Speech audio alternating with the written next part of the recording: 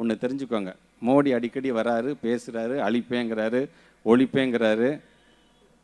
வெள்ளம் பாதிக்கும் போது வராத மோடி, புயல் தாக்கி சேதத்துக்கு உள்ளாகும் போது வராத மோடி, ஏன் நம்முடைய வீட்டு பிள்ளைகள் நீட்டுக்காக 22 பிள்ளைகள் இறந்தார்களே அப்பொழுது வராத மோடி, பல போராட்டத்திற்காக விவசாயிகள் மாண்டு போனார்களே அப்பொழுது வராத மோடி, ஆளுநருங்கிற பேரில் ஒரு ஆள் இங்கே உட்கார வச்சுக்கிட்டு இன்றைக்கி இவ்வளோ குடைச்சல் கொடுக்கும்பொழுது அங்கே என்ன பிரச்சனை நடக்குது, இந்த தமிழகமும் நம்மளுடைய இதில் தானே கட்டுப்பாட்டில் இருக்குன்னு வந்து எட்டி பார்க்காத மோடி, ஏன் நாடாளுமன்றத்தில் கேள்வி நேரத்துக்கே வராத மோடி இப்போ அடிக்கடி தமிழ்நாட்டுக்கு வந்துட்டு போகிறாருன்னா வேறு ஒன்றும் இல்லை, தேர்தல் வரப்போகுது அதுக்காக வராரு. கடவுளின் பெயரால் நீங்கள் இன்றைக்கி அரசியல் செய்கிறீங்க, கடலுக்கு அடியில் போய் அரசியல் பண்ணுறீங்க. நாங்கள் அதை கிண்டல் பண்ணல. இன்றைக்கே முத்தமிழர் கலைஞர் சொன்னதானே, கோயில் கூடாது என்று சொல்லவில்லை, கோயில் கொடியவர்களின் கூடாரம் ஆகிவிட கூடாது என்று தான் நான் கூறுகிறேன் சொன்னவர் கலைஞர். ஏன் மோடி அவர்கள் ஆட்சிக்கு வரும்போது என்ன சொன்னார்? வறுமையை ஒழிப்போம், நாங்கள் வறுமையை ஒழிப்போம் என்று சொன்னார். இன்னைக்கு வறுமையை ஒழிச்சாரா? பேசுறதெல்லாம் என்ன, திமுகவை ஒழிப்பேன், திமுகவை அழிப்பேன் தானே இப்போ நீங்கள் பேசிட்டு இருக்கீங்க. வறுமையை ஒழிக்கிறத பற்றியா நீங்கள் பேசிட்டு இருக்கீங்க நீங்கள்?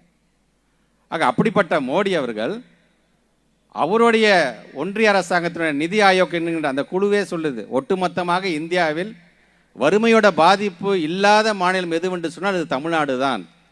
ஏறத்தாழ 2.2% பேர் தான் வறுமையில் பாதிச்சிருக்காங்கன்னு சொல்கிறான்.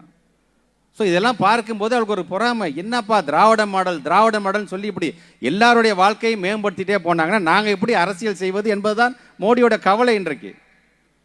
ஆக அந்த 2.2% என்று வரும்போது அதிலும் 5 லட்சம் பேரை இன்றைக்கு கணக்கு எடுத்து நம்முடைய மாண்புமிகு தமிழ்நாட்டு முதலமைச்சர் அந்த 5 லட்சம் பேர் யார் வறுமையில் வாடிக்கொண்டிருக்கின்றார்களோ அவர்களுக்கு எல்லோருக்கும் எல்லாம் சென்றடைய வேண்டும் என்கிற விதத்தில் அதற்கு தனியாக ஒரு திட்டத்தை இன்றைக்கு அவர் தீட்டியிருக்கிறார். ஆக இப்படி ஒவ்வொன்றையும் பார்த்து செய்யும்பொழுது அவங்களுக்கு பொறாமை. சரி, நாம் குஜராத் மாடல் 2014 சொல்லி எப்படியாச்சும் உட்காந்துட்டோம். ஆனால் இவங்க திராவிட மாடல்னு சொல்லி இன்றைக்கு இவ்வளோ பெரிய வளர்ச்சியை நோக்கி இந்த தமிழகத்தை கொண்டு செல்லும் பொழுது நாளைக்கு நம்முடைய இடத்திற்கே ஆபத்து வந்துடும் போல இருக்கு. இதே தமிழ்நாட்டை சார்ந்திருக்கின்ற முதலமைச்சர் மு.க. ஸ்டாலினே பிரதமராக வந்தாலும் வந்துருவார் பாருங்கிற பயம்தான் இன்றைக்கு உங்களை பேச வைக்கின்றது.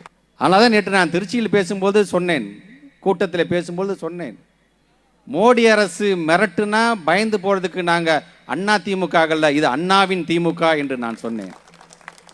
மோடி அவர்களே, நீங்கள் இந்தியாவில் எந்த இடத்திற்கு வேண்டாம் சென்றிருந்திருக்கலாம், அங்கே இருக்கிற நாடெல்லாம் வேற நாடு, இது எங்கள் அண்ணாவுக்கு உருவாக்கிய தமிழ்நாடு என்பதை நீங்கள் மறந்துவிடக்கூடாது.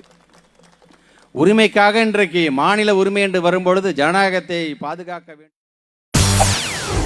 செய்திகளை உடனுக்குடன் தெரிந்து கொள்ள உடனே சப்ஸ்கிரைப் பண்ணுங்க.